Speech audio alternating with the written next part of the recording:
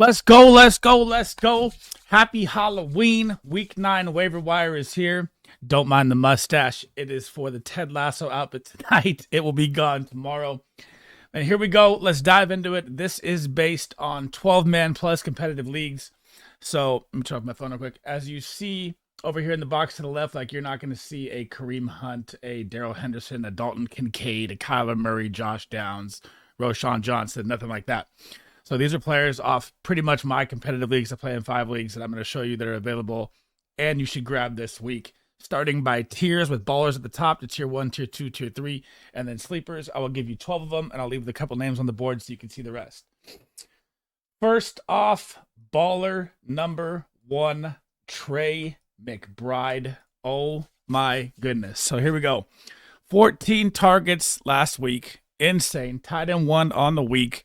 20 points in fantasy, depending on how your score goes. I mean, he got 21 in ours. You know, if he played PPR, probably 27, 28. Monster week. Now they trade away Josh Dobbs, who targeted the tight end a lot.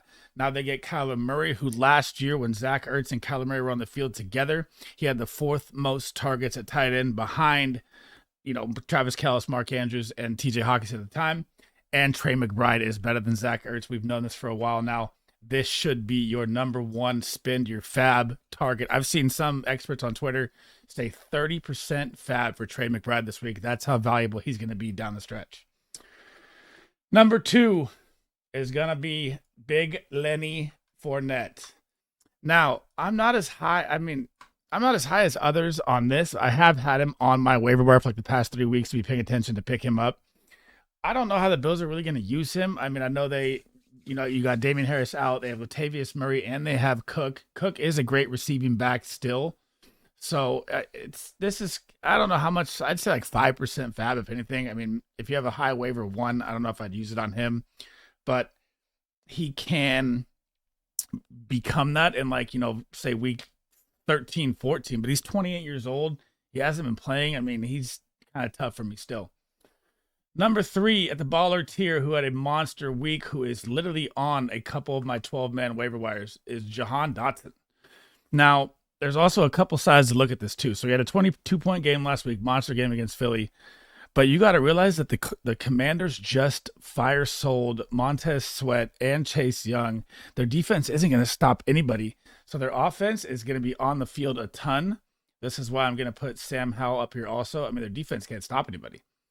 So they're going to be out there throwing the ball nonstop. I don't think Brian Robinson's going to be that good in the running game anymore now that they're going to be playing so much from behind. I feel like they're fire selling for next year.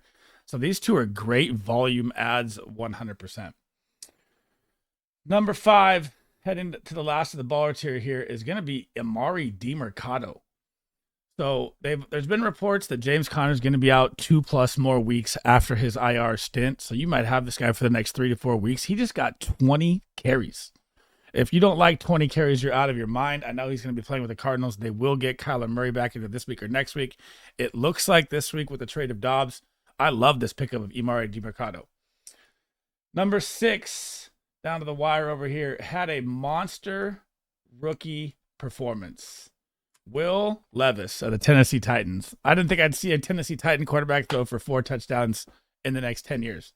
So I'm really happy to see it. I'm glad to see D-Hop have a bounce-back game, 3 touchdowns on 4 catches. He had a monster week as well.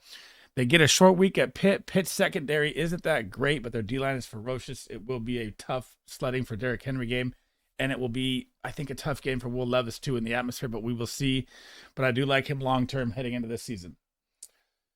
Number 7, Shaheed just went off.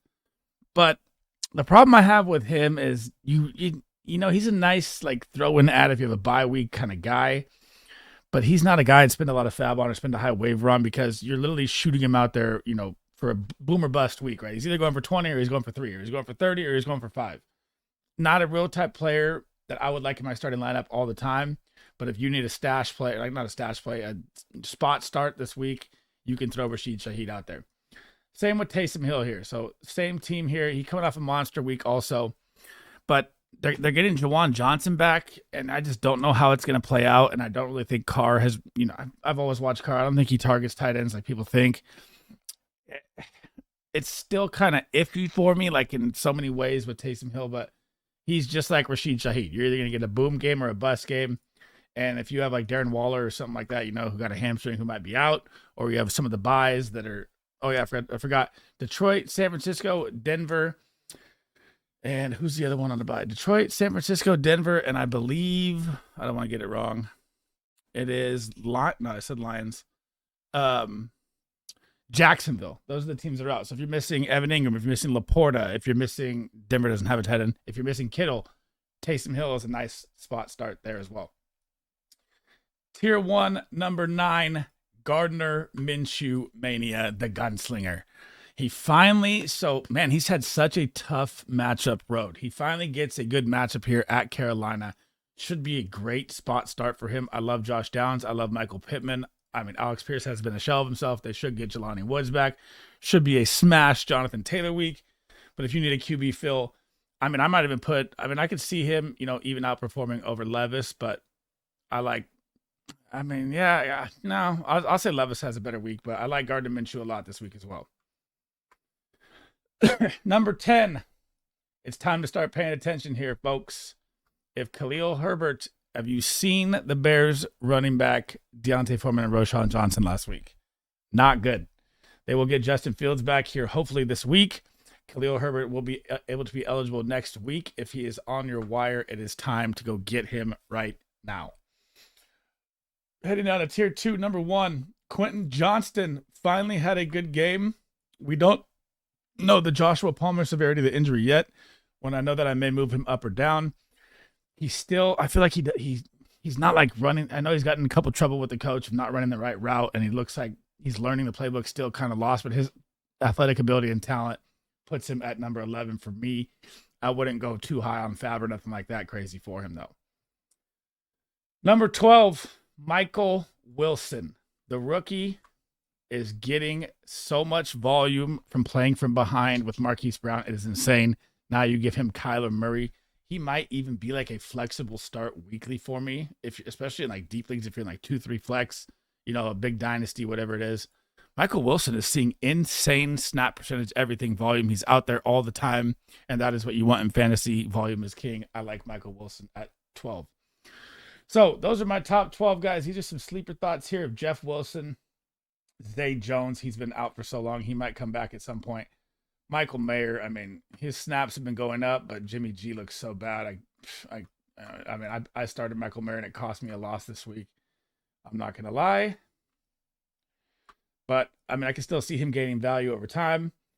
And I'll throw in Julio Jones here with the Eagles, getting his feet wet last week. I could see him being a nice deep add in some leagues. And I guess I'll throw Roschon Johnson over here because I just did check one of my 12-man leagues, and he is on the wire. But I don't like him at all. Like I like Khalil Herbert. Khalil Herbert will get the job back 100%. Guaranteed. Book it. And again, Kyler Murray, Josh Downs, Dalton Kincaid, Kareem Hunt, Darrell Henderson, all these guys on the left over here, they shouldn't be on your wire at all if you're playing a 12-man competitive league. So I'm not talking about them. And then extras down here, Marvin Mims, Jordan Mason, nothing really. Zach Evans lost the job. He's not doing nothing with it. It's all Darrell Henderson and Royce Freeman. And then you got Kadarius Toney, who's just, he drives me crazy. So that is it for my waiver wire week 9, guys. Happy Halloween. As always, if you like the content, scroll down below, like and subscribe.